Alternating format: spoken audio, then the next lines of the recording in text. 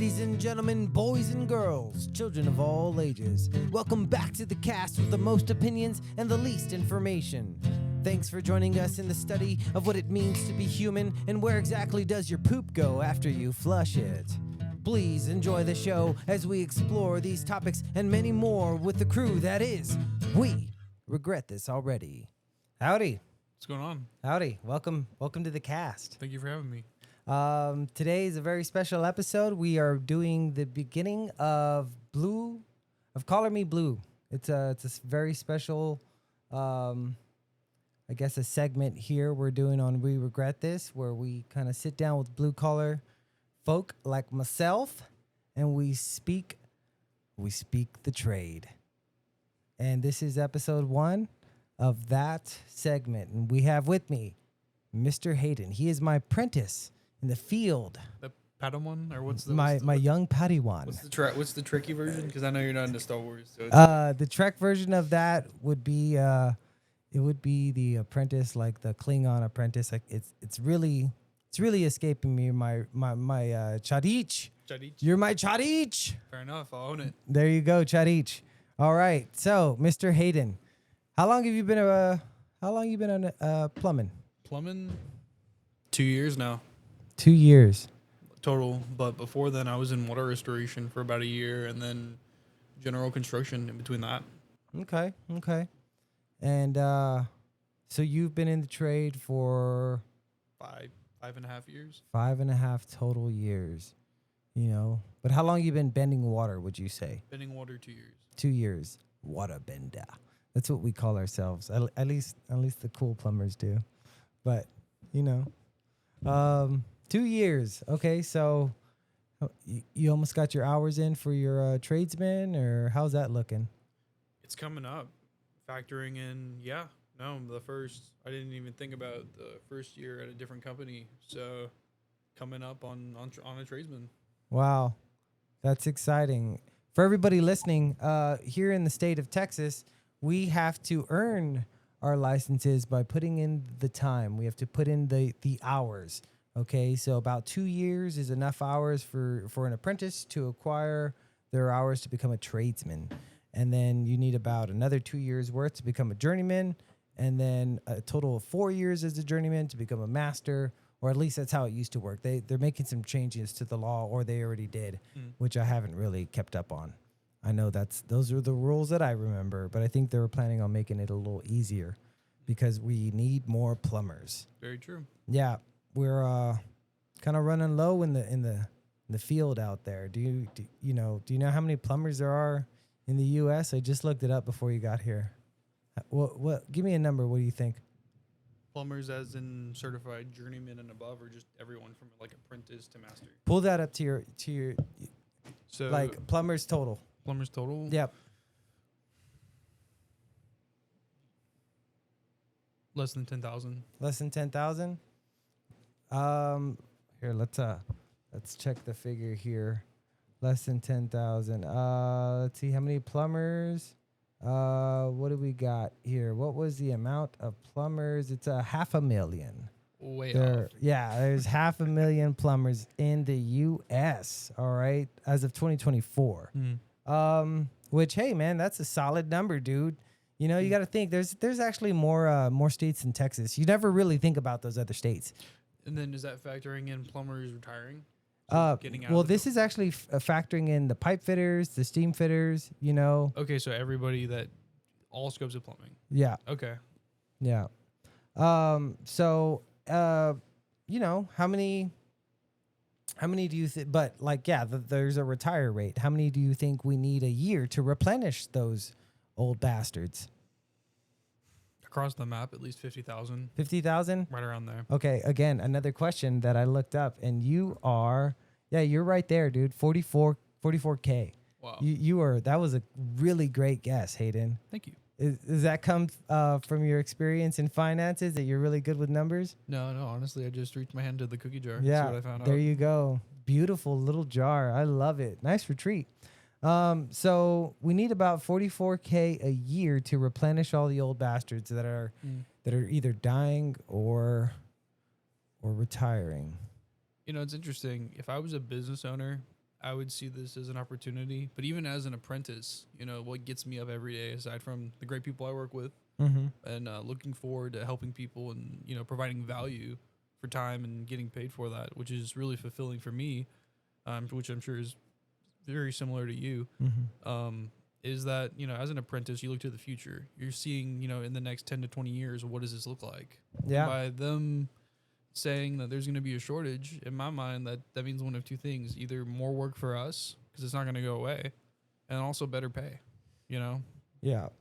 like we talked about earlier. You know, supply and demand, and if the demand's there and not enough people are going in it, I can set the price to whatever the fuck I want. You know. Yep. Yeah. Very true. I mean, supply and demand. That's 101. You know, if people aren't coming into the field, then the less of us make us more valuable. You know, we're gonna be like gold, like platinum, Mm-hmm. like uranium. I don't know what's the most. Who cares? Titanium. Well, I guess, you know, I'd lean more towards gold, just because, Gold? you know, you can't make bombs out of gold. But Yeah. you know, Well, I'm just talking about the rarity of No, no. these metals. fair enough. Yeah. You know, like no, gold is actually kind of everywhere. You know, Very true. nobody's wearing too much platinum. Mm.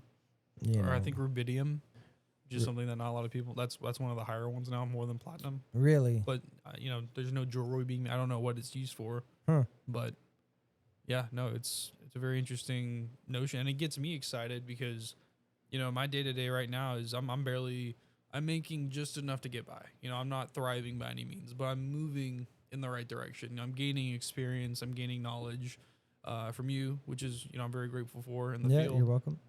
But yeah, no, it's exciting knowing, you know, starting out making 16 an hour, getting between 40 to 50 hours a week, you know, after all the bills are paid and you got to pay taxes. Yeah.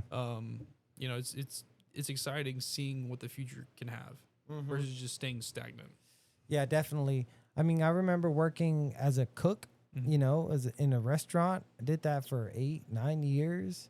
You know, I mean, the very best that I could possibly manage to make out of that was assistant manager, or not even really manager in charge. You know, just the team lead, as it were.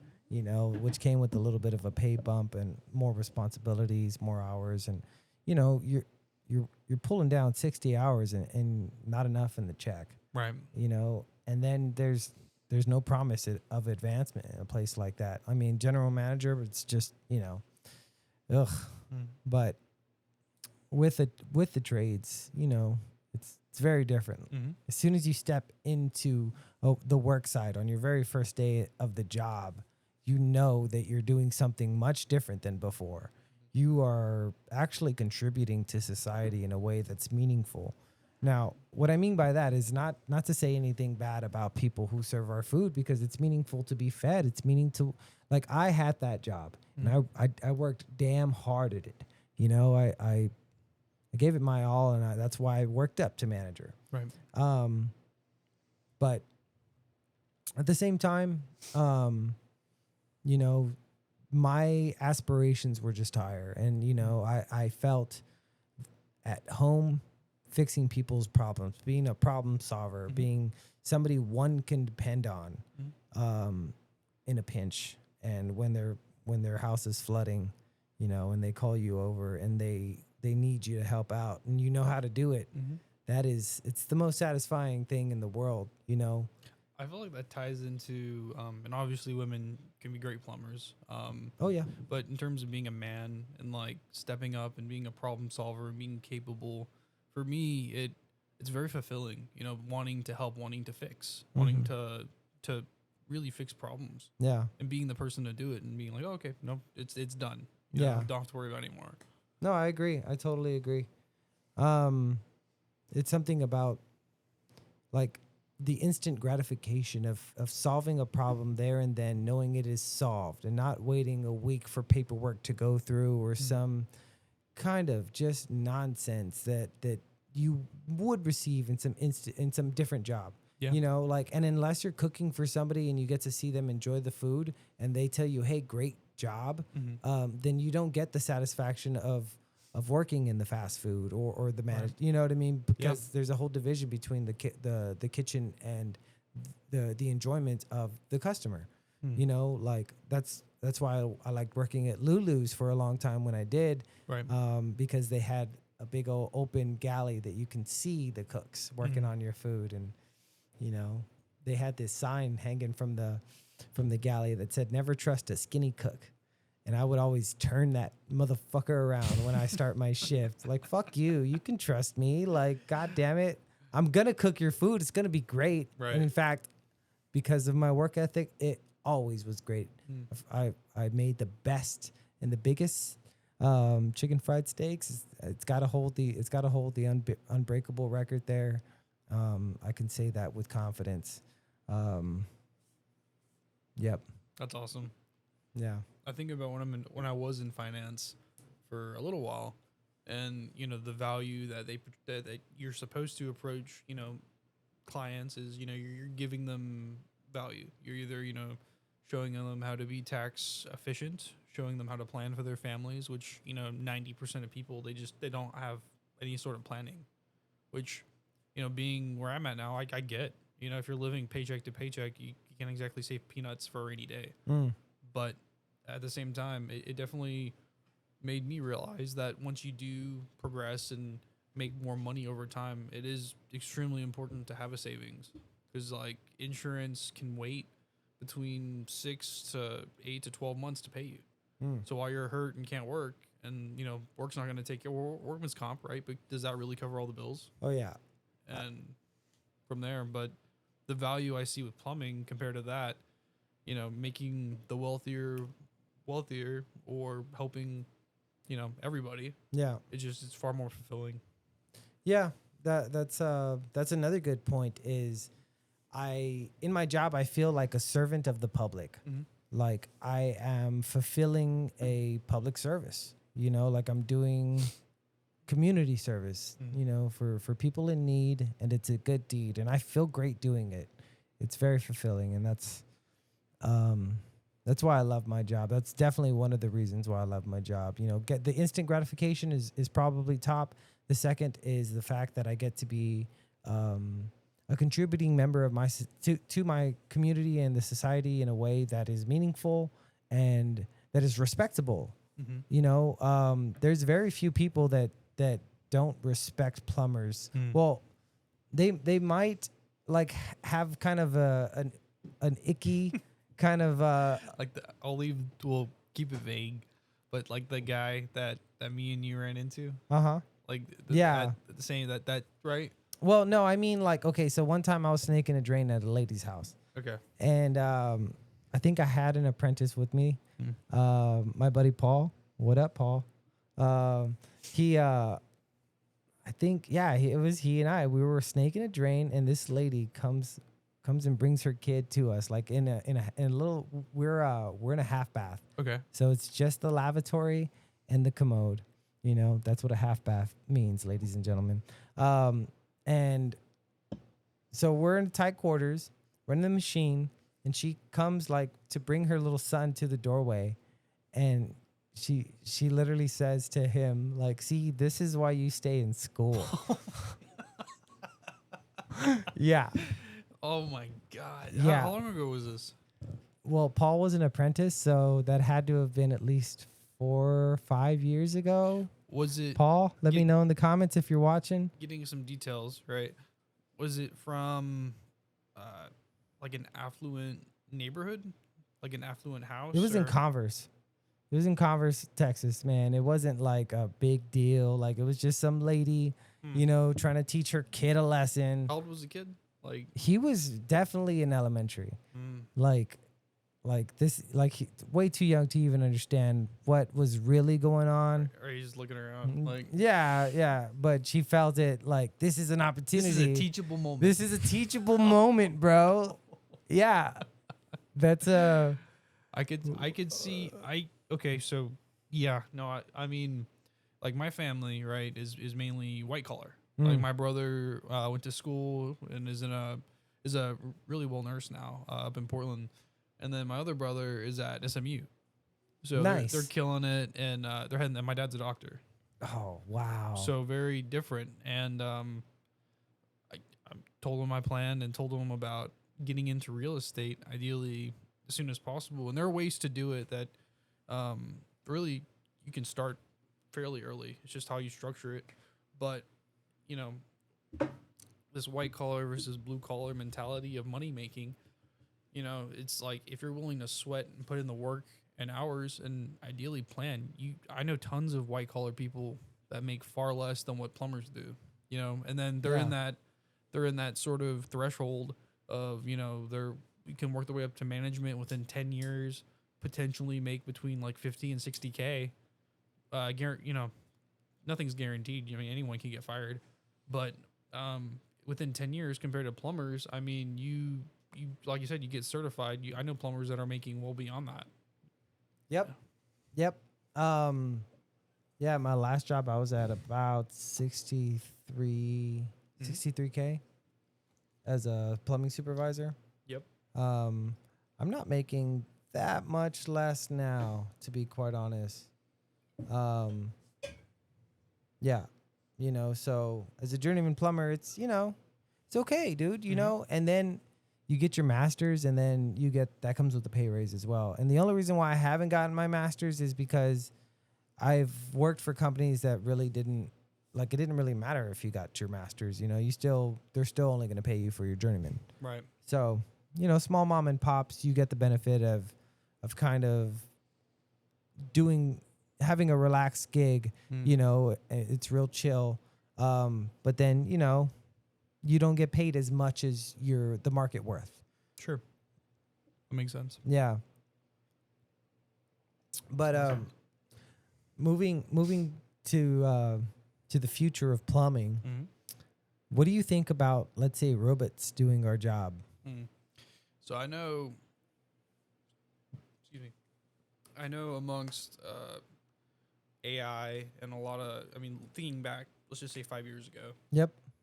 Everyone, including my doctor dad and parents and all his friends, get into technology, you know, get into coding, get into IT, get into cyber sales. It's going to do well, and it has done well, you know. But with AI, why would I hire a team of software engineers when I can run a program for free? Yeah. Or I can pay a program and two or three guys or a handful of a team to do what you do. You know, in terms of longevity, in terms of the future, and, you know, our forecasts are very bright, and we're moving in an upwards trajectory.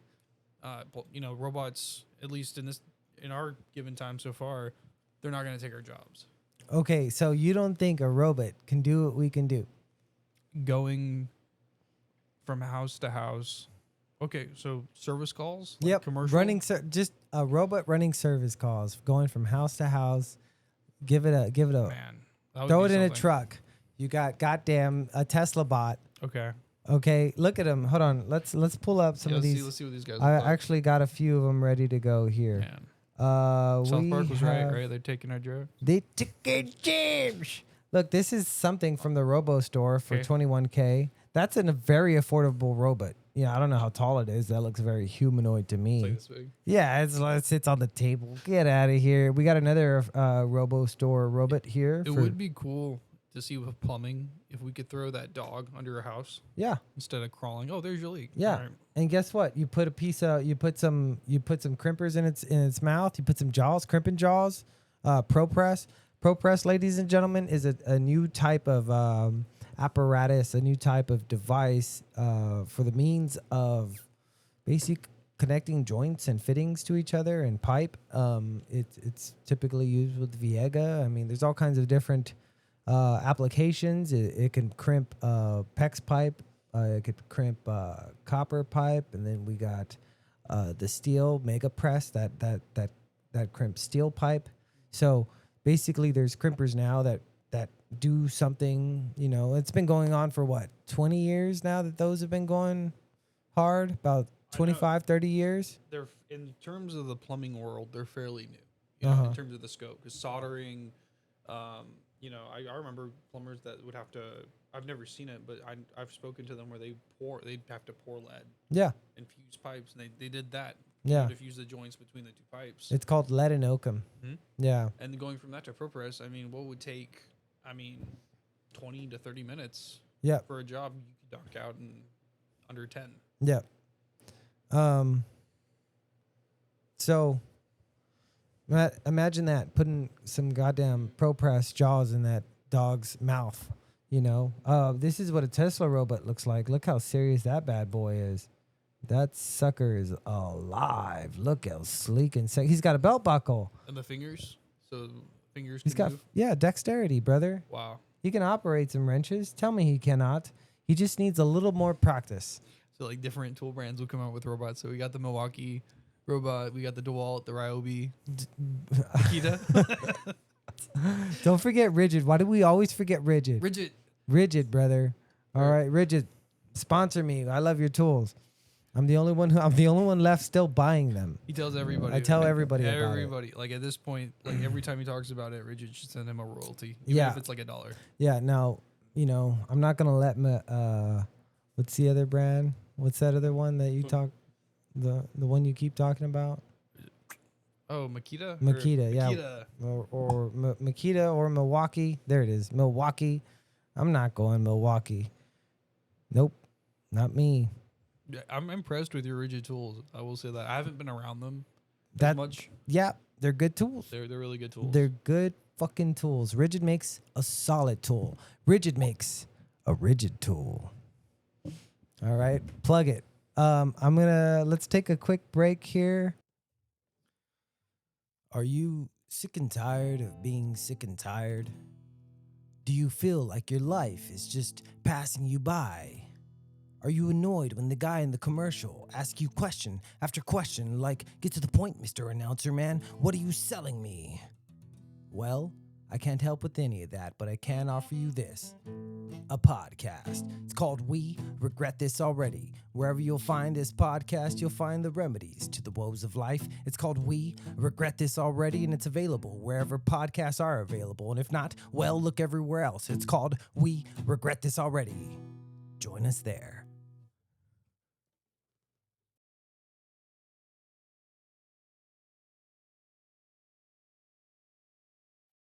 Howdy. Are you tired of owning a struggling business because you don't have enough customers? Are you unsure of how to promote? Well, lucky for you, we're selling out and ad space is available right here. That's right. We'll sell your stuff if you give us money. Advertising works, you big dummy, so do it. Do it here. Do it with us. I'll even throw a shirt on if the money's right. Back to the program. Are you sick and tired of being sick and tired? Do you feel like your life is just passing you by? Are you annoyed when the guy in the commercial asks you question after question like, get to the point, Mr. Announcer Man, what are you selling me? Well, I can't help with any of that, but I can offer you this. A podcast. It's called We Regret This Already. Wherever you'll find this podcast, you'll find the remedies to the woes of life. It's called We Regret This Already, and it's available wherever podcasts are available. And if not, well, look everywhere else. It's called We Regret This Already. Join us there.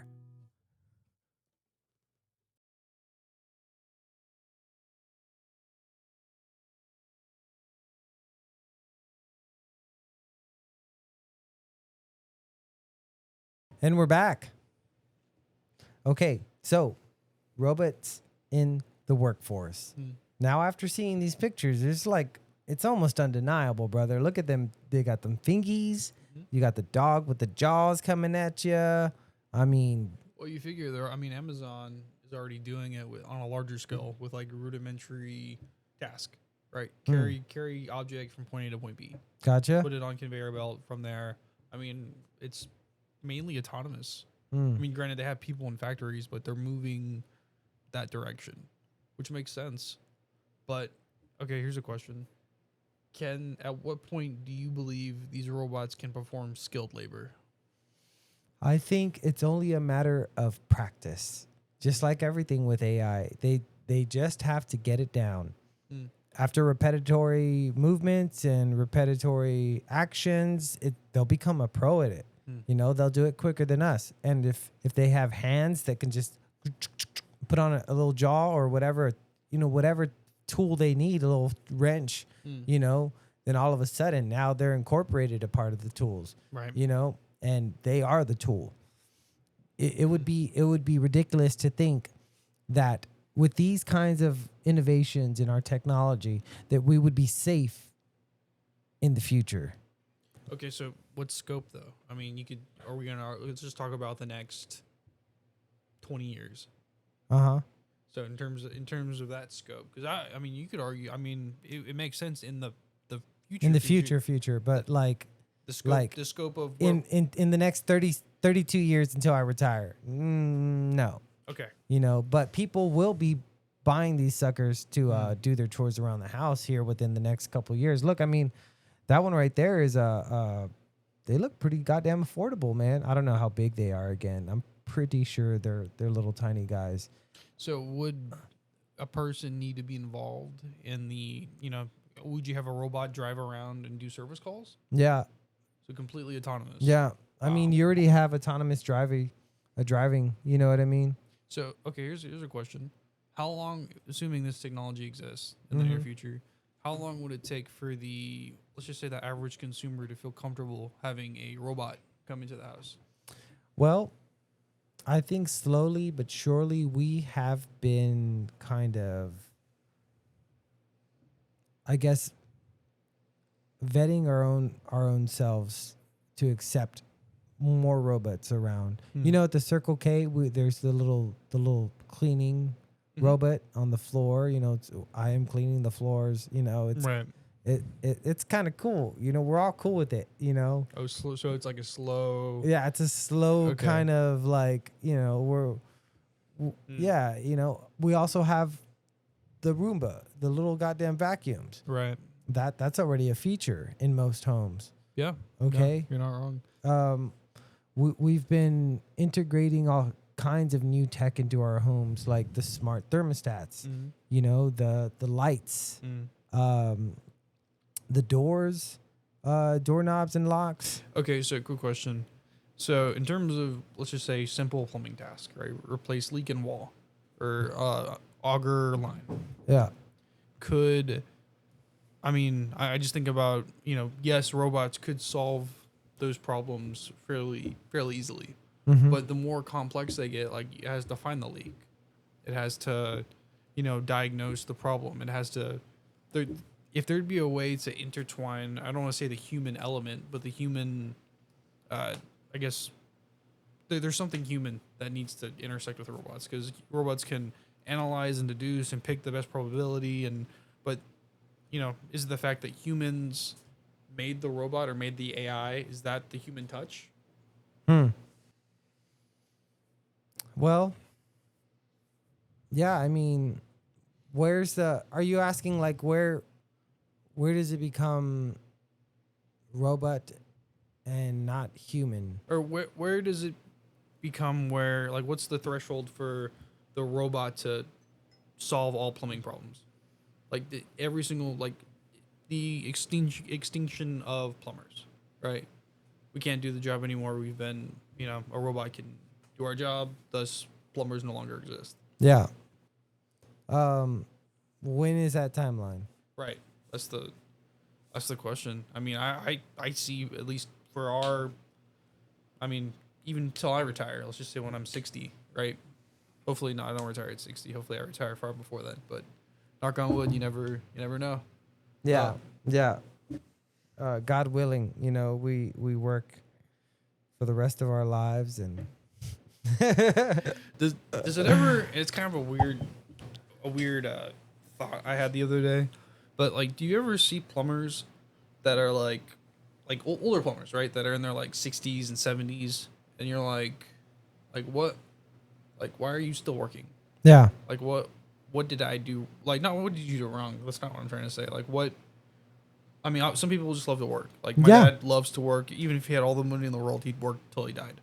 But I see people in other professions that are older, and in my mind, I'm thinking, when I'm reach a certain age, or with my family or with my wife, I want to retire. Yeah. So why are people, like, do you ever think about that when you see other professionals that are? You got to put that mic really up to your mouth. So do you ever think about that when you see other professionals that are older? Like, Yeah. it makes you kind of question, like, what, am I doing the right thing? I guess I think that a lot of older a lot of older plumbers have to stay in the trade because their companies either didn't offer 401k Hmm. or they blew it doing something dumb. Okay. You know, we're from a different generation of plumbers where we're a little more intelligent. Like those guys are made of like raw steel and just iron Yeah. and guts, you know, and Grit. yeah, grit, you know, and we're that, but we're also, you know, we're also kind of smart, you know. We also take a little better care of our bodies. Right. We That's a also, big thing that you talked about. yeah, I feel like most people don't know. I mean, they understand, but not to the scope that we do. yeah, that plumbers, you know, we blow through our bodies at twice the speed of normal man. You know, I say that all the time, and that's because it's true. You know, we have a lot of actions that we have to do. We have to move around. We have to be super strong. We have to be Or you could say that for, anyone in the trades. anybody in the trades. Yeah, definitely. Except the electricians. I don't really care for those guys. You know, I just don't. Yeah, you Sparkies are you Sparkies, brother. I'll tell you what. the Great Divide. The Great Divide. A little secret, you know, plumbers and water and electricity is like fire and ice. You know, we don't get along. But you know, I got respect for the electricians. You know, I like electricity. This house is powered with electricity. No big deal. Mainly water though, but mostly water. Yeah, it's with the windmill going and we're generating electricity, but mainly water. You know, so what else do we got here? Hey, where would you want to plumb? Where in the world would you want to plumb? do I have my journeyman, or am I like you're a master plumber? master? You can plumb anywhere in the world. Where would you plumb?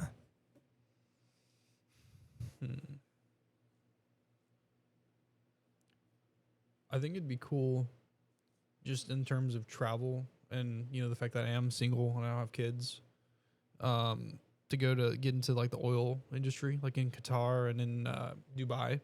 Like Wow. get into like the oil pipeline plumbing and plumbing, ideally plumbing over there, because you look at the UAE and the amount of money and excess that they have and their culture and their values. It's a place that I don't see a lot of negatives, man. Yeah. And it seems like it'd be a place in my mind. The way my mind works right now is that one of my main goals is I want a family. I want a wife and I want to take care of her where she doesn't have to work. Yeah. And I want to take care of my kids one day. So I'm laying the foundation for that right now. And it's a journey I can only make alone. Every man has to make alone. Yeah. But I need to think what's going to get me to that next step to do that. Like, what's the means to the end for that? Like, for me, plumbing is a means to the end, and it makes me feel fulfilled and gives me, actually, if you could look something up really quick. What is it? It's the Japanese, because I'm part Japanese, right? Okay. It's the Japanese notion around work. I believe it's called Hokkaido. It's 4 different things, and basically, if you check four different boxes, you find your calling. Hokkaido? Hokkaido? This one? Or look up. That may not be it. I'm like 90% sure that's it. Let's see. This one. The first one at the top. It's a city. You type in Japanese approach to work. Okay. Tell me more about where you would like to work. So if not in the UAE, I'd love to go back to Colorado. I was up there for a while. How's the plumbing work up there? It's cold. Yeah, like does it have to be like super buried and stuff like that? It's very, trying to think. They insulate all the lines. A lot of people have basements in the city, like in Denver. Yep. So getting to leaks and stuff, you just walk under the house. Compared to like in Texas, we have to tunnel. Did you have to plumb up there? I did. I wasn't a plumber yet, but I did like odd jobs as a handyman. So I fixed things, but nothing like the scale that we do now. Okay, so from what I looked up, it says karoshi. Karoshi. Karoshi. No, it's not death over work. Okay. It's Well, I don't know. We can. I guess when you learn more about your own culture, you can tell us more about Fair. that. You know, fair enough, but it's four principles that karoshi, work-life balance, social pressure. I'm not. so just What's it called again? it's Japanese like for approach to work. That's the best way I could put it. No worries, man. But basically, just touching on it for a second, it's you reach these four ideas. You find your calling. You know, Yeah. Does my service provide value? Does it allow me to serve the community? Does it get me to my goals? And does it give you something spiritually? And as long as you have those four things, you know you're doing the right thing. You find your meaning in life, Nice. which I think is insane. Like I feel like a lot of people need to ask ourselves those questions, not just what pays the bills. Those are very interesting questions. I'd like to know that the exact It's next time. okay, Next time we'll fair enough. figure it out. You Fair know, on episode 2. That's the beauty about this show is we regret this already. It's like we don't have to know what the hell we're talking about. We can kind of have a notion. We will learn more. You know, and maybe in the comments, guys, come on, let's get some comments on that. Let's Ikigai. That's it. Ikigai. Ikigai. That's Okay. That's what it is. Well, let's get that spelled out in the comments, guys. I know somebody from somebody out there has got to know a little more about it. Let's drop some of that. But yeah, so you would like to plumb in the EAU or UAE? the UAE or Qatar or something like that because you feel comfortable with the values and you want a big family.